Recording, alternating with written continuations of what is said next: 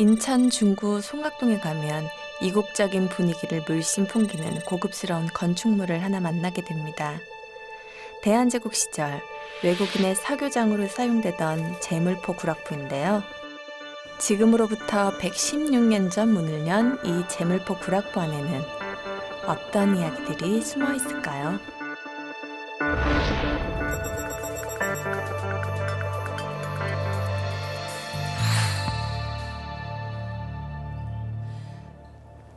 오늘 만나볼 근대 건축물은 제물포 구락부인데요.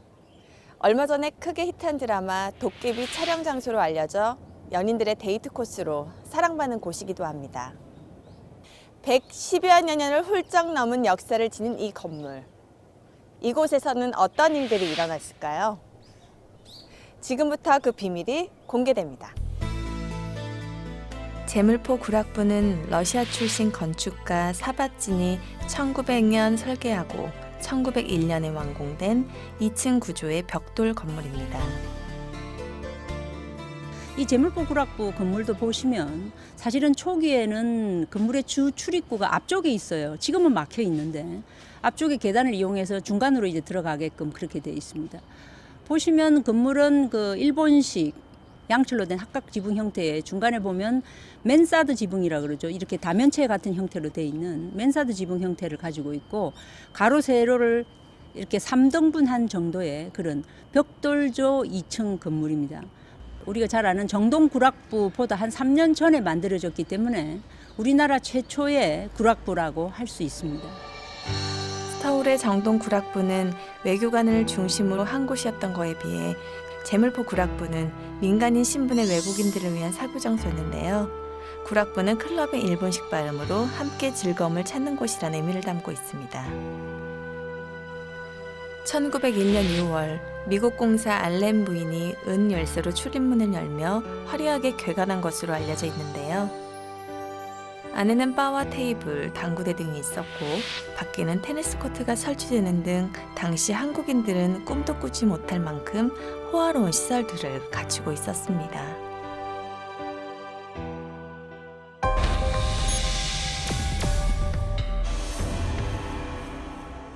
(1883년) 개항한 인천으로 세계 각국에서 외교관, 상인, 선교사, 여행가 등이 밀려왔습니다. 청나라 상인들이 설탕, 비누, 성냥 같은 물품을 팔아 큰 수익을 내자 영국, 독일, 미국 등 서양의 무역 상사들이 속속 발을 들여놓았는데요.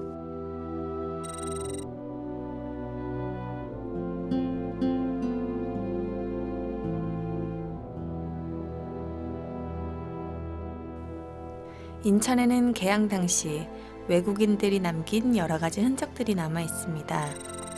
우리나라 최초의 공원인 만국공원 아래에는 개항 당시 외국인의 공통 거주지였던 조계지가 있었는데요.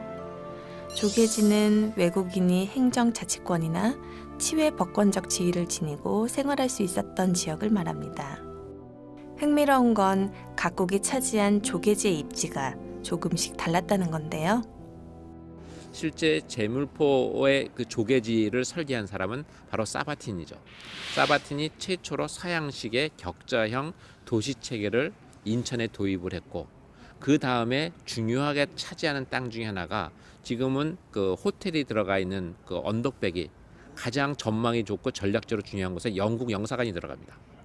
그 다음에 일본의 조계지와 청국 조계지가 낮은 곳에 있고 그 전체를 굽어보는 곳에 서양의 각국 조계지와 공원이 위치하고 있는 것이죠. 그 공원의 가장 좋은 곳에 바로 서양 사람들의 클럽하우스라고 할 수 있는 제물포 구락부가 위치하고 있는 겁니다. 그래서 제물포 구락부의 위치는 조선 정부가 서양과 얼마큼 친하게 지내려고 했는지 서양에 대한 배려가 아주 돋보이는 건물이라고 할 수 있습니다. 제물포 구락부. 이곳에선 조계지안의 문제뿐만 아니라 자국의 이익을 위한 국제 외교전이 심심치 않게 펼쳐지기도 했습니다. 제물포 정략이라는 말이 여기서 유래됐을 만큼 열강들의 이권 다툼이 치열하게 벌어졌던 곳인데요. 이곳에서 그들은 어떤 이야기를 나눴을까요? 그리고 그 이야기가 조선에 또 지금 우리에게 어떤 영향을 끼쳤을까요? 아유 깜짝이야. 제물포 구락부에 왜들 이렇게 많이 오시냐고요? 이곳에 오면 조선에 온 많은 외국인 친구들을 사귈 수가 있고요. 또 사업상 중요한 정보도 많이 얻을 수 있기 때문이죠. 자, 그리고 사실 이곳에서 조선에 대한 중요한 결정을 얼마나 많이 내리신지 알게 되면 아마 깜짝 놀라실 겁니다. 전 그럼 바빠서 이만.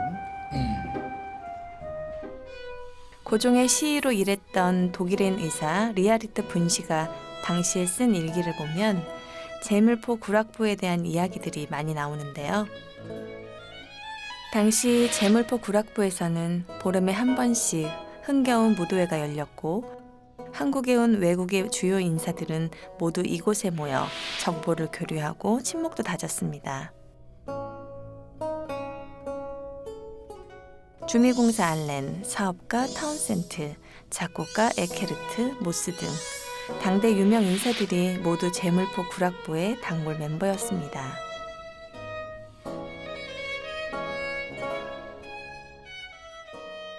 사실 제물포 구락부는 인천항에서 멀지 않은 곳에 위치했습니다. 지금도 제물포역보단 인천역에서 훨씬 더 가까운데요. 그렇다면 왜 인천 구락부라고 부르지 않고 제물포 구락부라고 부르게 되었을까요?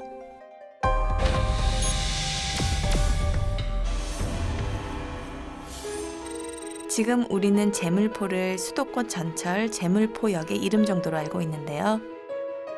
1895년 당시 지도를 보면 인천항 주변을 전부 제물포라고 표시해 놓은 걸 확인할 수 있습니다. 철도 박물관에 있는 초기 승차권을 보면 인천이 영어로 제물포라고 표기되어 있는데요. 그러니까 개항 당시 외국인들은 인천을 제물포라고 불렀던 것입니다. 경인선을 만들 당시 조선과 계약을 맺은 미국인 모스의 계약서에서도 인천역을 영어로 제물포역이라고 써놓았는데요.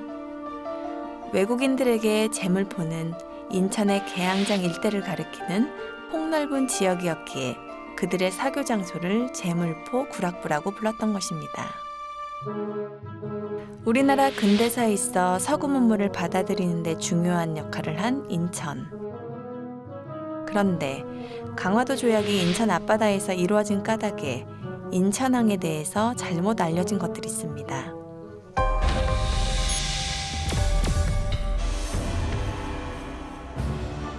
인천의 개항이 강화도 조약으로 인해 강압적으로 이루어졌다고 아는 분들이 많은데요. 인천 개항은 강제 개항이라고 보기 어렵습니다. 조선이 일본의 무력에 굴복하여 개항을 했다면 일본이 가장 원했던 인천을 제일 먼저 개항했을 겁니다. 그러나 조선은 예로부터 일본과 교역을 해왔던 부산을 먼저 개항했다고 하는데요. 그리고 인천은 그로부터 7년 뒤인 1883년 일본이 아닌 서구 열강들을 향해 앞선 문물을 받아들이기 위해 개항합니다. 과연 역사적 사실은 무엇이었을까요? 그것이 바로 일본 식민사관의 영향 아니겠소. 나는 일본을 향해 인천을 개항한 것이 아니라 서구 열강들과 교류를 하기 위해 인천을 개항한 것이오. 사실 인천은 강화도 조약 이후로 개항한 세 번째 항구입니다.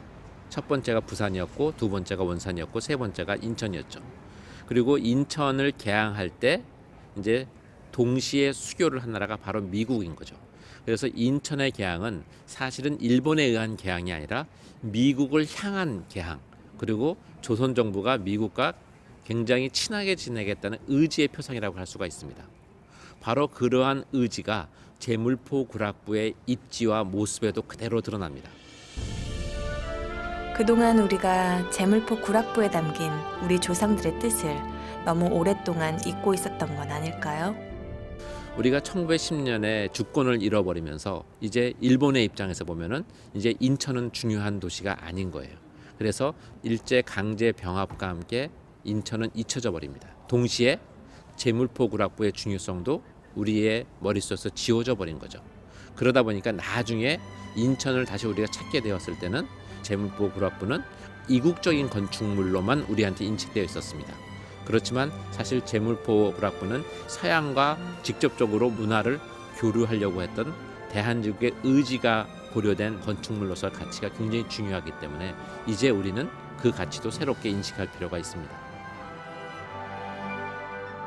대한제국의 근대화 시기, 개항장에 만들어졌던 외국인들의 교류 장소 제물포 구락부. 어쩌면 우리 스스로 조선 근대화 과정을 식민지화 과정으로 오해하고 있었던 것은 아닐까요? 대한제국 선포 120주년을 맞아 제물포 구락부를 거닐면서 그 의미를 다시 한번 되짚어보는 건 어떨까 합니다.